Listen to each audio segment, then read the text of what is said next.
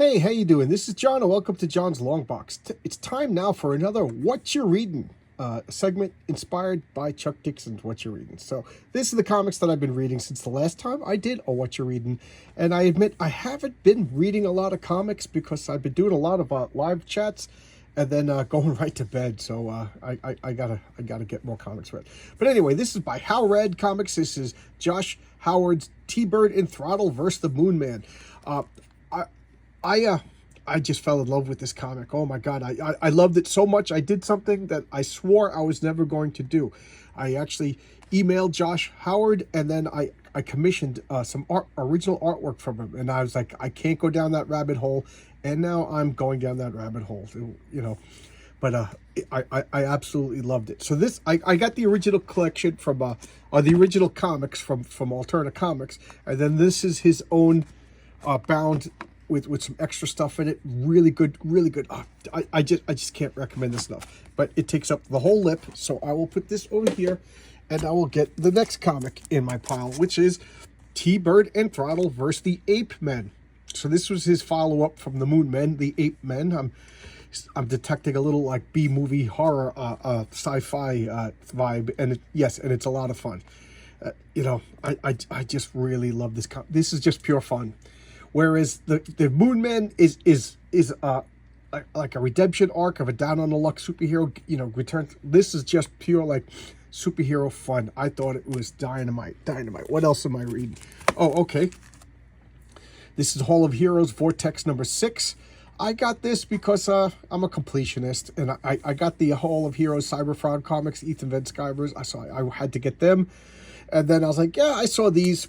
I got 1 to 6. This is Matt Martin. He does Snowman, which, you know, it is coming out by All Caps Comics pretty soon.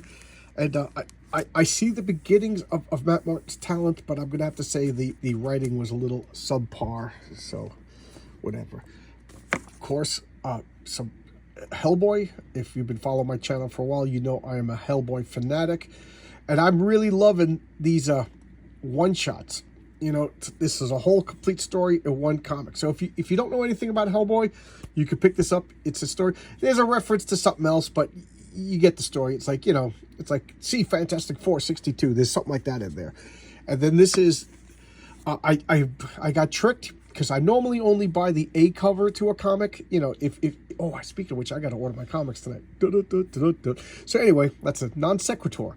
So I don't go for the variant comic book stuff. I don't know. I just find it to be crazy. I like one cover, one comic, one cover, and I get the A. This is the A cover, meaning the normal cover.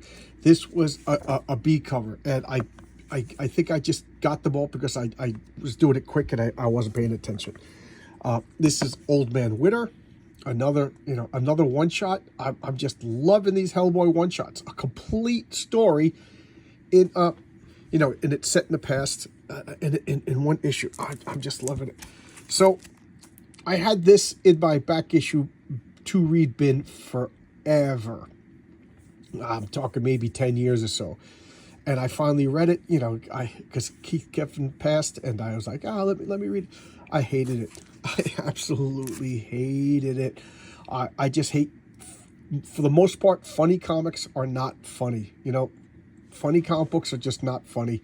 I don't like parodies. I loved Mad growing up, but they were funny, you know. But then again, maybe if I went back to Mad now as an adult, would I find? I don't know. I'm not going to say anything bad about Mad magazine. It's not here to defend itself. But this was terrible, and I feel bad. I really do feel bad because I wanted to like it so much. Okay, here is Tiger Man number 1. I did a showcase on this. It was awful. But it was awful in a fun way that I really enjoyed it. I'm getting a kick out of these Atlas comics. Atlas Comics came and went. I think it lasted like 2 years. Put out a whole bunch of comics. And there's 2 companies now that I completely missed. As a little kid, I completely missed Atlas. You know, that could be understandable. I was a little kid. And as an adult, I completely missed CrossGen. So I'm picking up CrossGen. So far, I have not read a bad CrossGen comic, which is weird because I'm talking about Atlas. But there you go. Okay, I'm having difficulty picking this up. So I got a little letter from Dr. Ben at Thick Comics. he sent me, you know, it was really nice, little handwritten letter. I think this is really nice, you know, describing, look how filthy my hands are. Holy moly. Holy moly. Guys, my hands are always dirty. So we'll put that over here. But he sent me his little fan-made comics. Now, when I was in, you know, a kid in the 80s, 90s, these were called zines. I don't know what they're called now. What are you young kids calling this stuff now? But this was really nice.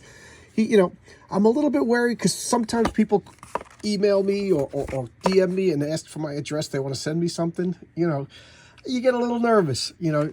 But Dr. Ben was cool. Look at all this cool stuff. You know, look at all this cool stuff. Yeah, I sat and I read them all. You know, this is pretty cool. You know, disgusting kayfabe and, you know, funny humor. And, you know, look at it. He sent me a whole bunch of stuff. You know, it's, you know, no, it doesn't end there. Fake News from Hell, an illustrated discussion of the graphic novel From Hell. One of my favorite comics that I have yet to showcase on my channel. Relaunched. This is actually a very interesting cover. This is really interesting, you know. And again, I didn't ask him to send this. And this is what started up. I dropped it. It's no longer near mint. I dropped this. He sent me this, How to Draw Comics the 1963 Way, because I did 2 videos on Alan Moore's Image Series 1963. Actually, yeah, I did 3 videos. Wow. I did one video on a Sunday Comics with all of them except for the one I couldn't find. Then I did the Imaginary Elsewhen's sequel to it by Don Simpson, and then I did Mystery Incorporated, the one that I couldn't find. So there you go. And now this one. So I guess this is kind of a 4th one. What else did I read? Oh, I have to clear the lip because this is full. So thank you, Dr. Ben. That was a lot of fun. Okay, this I read already. But Evil Eye, Brian Bow of Wolf and Batsy fame, recommended this to me, and I absolutely love it.